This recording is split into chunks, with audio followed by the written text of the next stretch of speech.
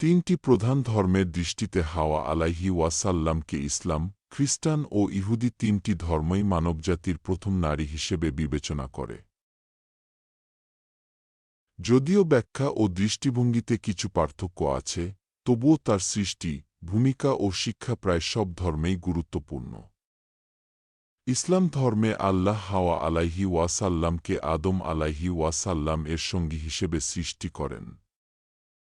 তাকে আদম আলাইহি ওয়াসাল্লাম এর থেকে সৃষ্টি করা হয়েছে একটি নাফস বা একক আত্মা থেকে। সূরা আন-নিসা ৪:১। তারা জান্নাতে বসবাস করতেন, কিন্তু শয়তানের প্ররোচনায় নিষিদ্ধ গাছের ফল খাওয়ার কারণে পৃথিবীতে অবতরণ করেন। তারা উভয়ে তওবা করেন এবং আল্লাহ তাদের ক্ষমা করেন। খ্রিস্টান ধর্মে বাইবেলের আদিপুস্তকে হাওয়ার নাম ইভ এবং তাকে আদমের পাঁজর থেকে সৃষ্টি করা হয়েছে বলে বলা হয়। জেনেসিস 2:2-1-2-3। তিনি আদমের জীবনসঙ্গী ও মহিলাদের জননী। আদম ও ইভ নিষিদ্ধ ফল খাওয়ায় ঈশ্বর তাদের এডেন বাগান থেকে বহিষ্কার করেন। খ্রিস্টান বিশ্বাসে এই ঘটনাই ওভেজেন সেন এর সূচনা, যার পরিণতিতে যীশু খ্রিস্ট পরে মানবজাতিকে পাপমুক্ত করতে আসেন।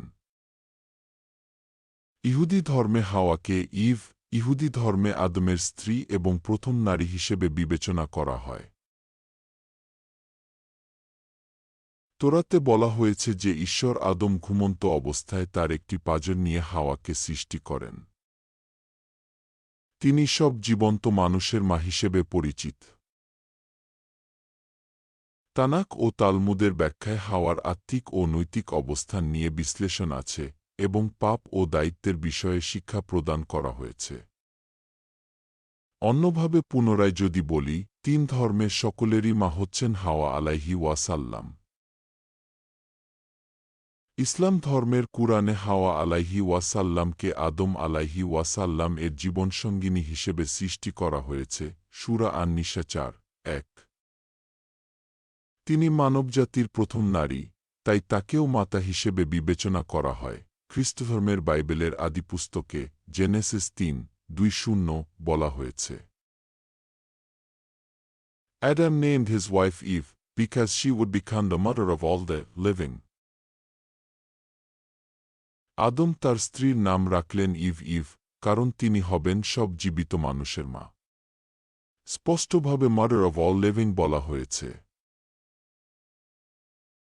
ইহুদি ধর্মের তোরাতেও হাওয়াকে ইভচাই কালহায়, অর্থাৎ সকল জীবিতের মা বলা হয়েছে।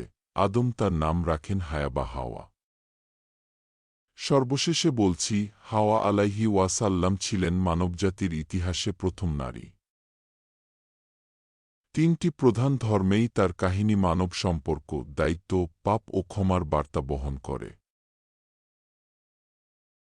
তিনি শুধু একটি ঐতিহাসিক চরিত্র নন, বরং নৈতিক শিক্ষার প্রতীকও। আপনার সময় ও মনোযোগের জন্য ধন্যবাদ।